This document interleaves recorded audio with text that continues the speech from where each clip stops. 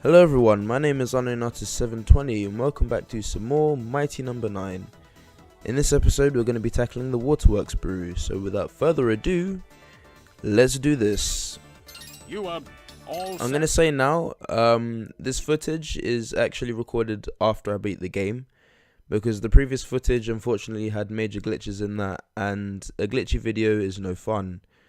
So there's a certain animation you'll miss out on at the end when I beat the level, and that is the reselection, I believe it's called, of getting Cryosphere's ability. But never mind, it's no biggie. I don't think there's a cutscene that shows after this level either, but I could be wrong. Probably should have checked that before I deleted the footage, but oh well. Anywho, we are in the Waterworks brew, which is Cryosphere's level, Mighty number 2. Cryosphere loves to pull pranks and tell weird jokes. I say weird because no, maybe not jokes. She likes pranks and puns. So in her dialogue, you find that there is quite a few puns in there.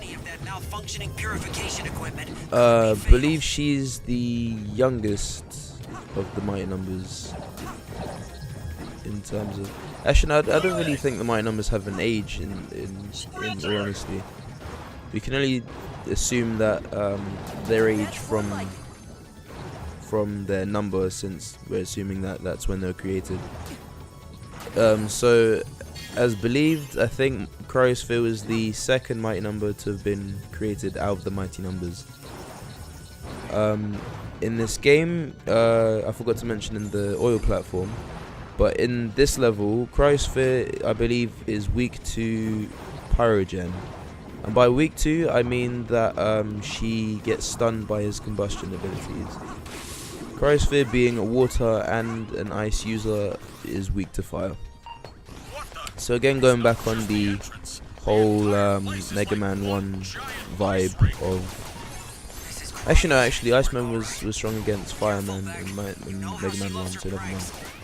But yeah, Cryosphere can get stunned by pyrogen, so make sure that if you want an easier level if you want an easier boss fight, well, I need to work on my commentary. If you want an easier boss fight, then I suggest taking on pyrogen before Cryosphere.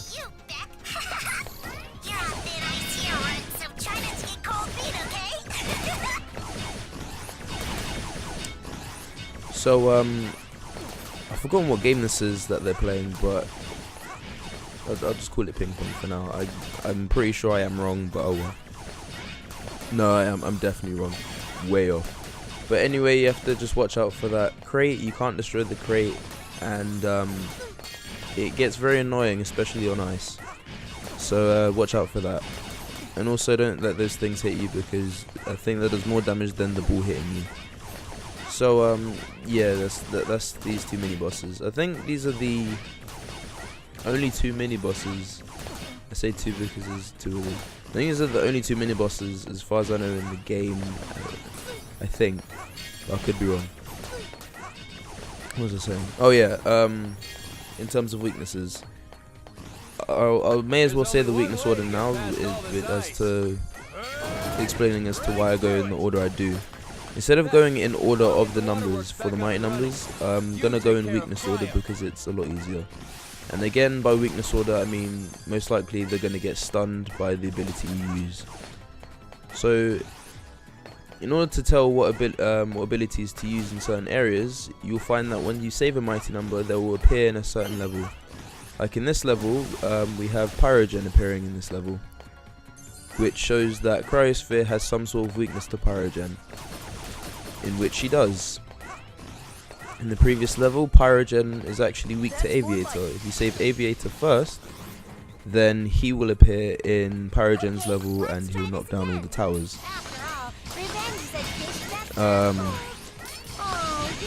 Mighty number 3, Dynatron. Might as well say all the names now because you find out later on anyway. Dynatron is weak to Mighty number 7, Brandish. As if you save Brandish, he will appear in Dynatron's level. In Mighty number 4, Seismic's level, he's weak to Battalion. Again, if you save Battalion first, then he will show up in Seismic's level, in Battalion's level, because he's Mighty number 5, I think. Battalion is weak to Cryosphere, so tackling this level 1 before Battalion is highly advisable, in which I do in this order. 5, 6. Aviator is weak to Counter Shade, so sorry about that. He's weak to Counter Shade. I'm gonna die horribly here. Not Counter Shade. Aviator, Brandish. Brandish is weak to Seismic, and Counter Shade is weak to Dynatron. I'll go in the specific order, starting from Pyrogen to Aviator, because it's easier for me anyway. So yeah, that's that for weakness order. This level is very tricky. Do watch out for ice. It is very slippery and can easily catch you off guard. There are a lot of trolls, especially those corkscrew enemies that you will see later on. In the previous footage that I deleted, this corkscrew screwed me over. No pun intended, but it legit screwed me over. I was air dashing across that bit, and it shot me down. So yeah. But anyway, on to the boss fight. Cryo.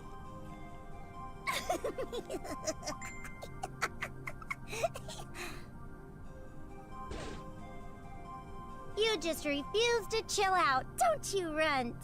Well, I'm sure it's nothing a little cold shower won't cure.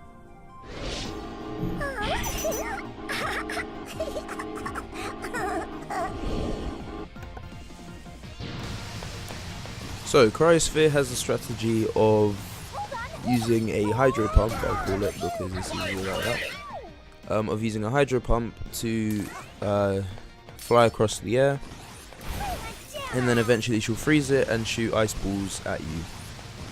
Some of them will just be regular ice balls and they'll just land on the ground. Some of them will be bouncing ice balls, and you have to watch out for those just in case they freeze you.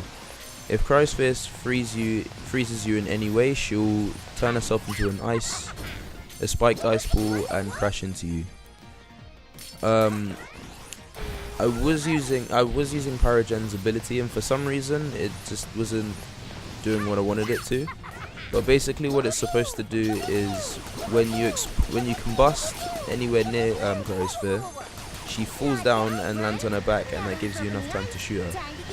When Cryosphere gets into when Cryosphere reaches half health, she'll do this, where she'll spray both ice and water at the same time. And if she freezes you this time, she'll turn into a massive ice ball and try to crush you. Cryosphere thankfully doesn't have any one-hit kill moves, but it is quite annoying facing her when you are unable to do what you want it to do. Unfortunately, I missed out on the kill there, and I believe I died. Yeah.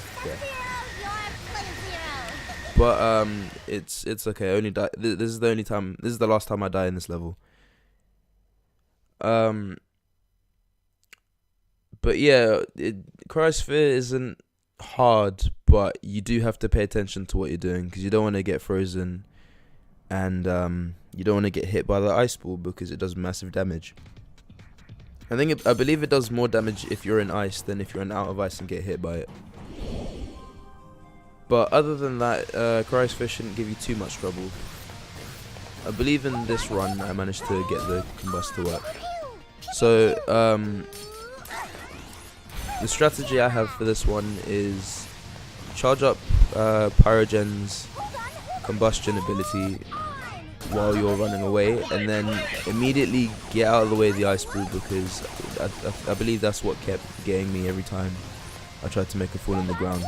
And also another thing to keep note of, if she freezes you, regardless of whether she's on the ground or not, she will turn into the ice ball. So yeah, I got it to work this time, and hopefully it should work for you all. In boss, there's a challenge mode with boss rush in it, and when I get to that, but I'm just saying, this is the easier mode of fighting Cryosphere. There's one mode where you have to, no, let me not spoil it, never mind. But yeah, that's Cryosphere.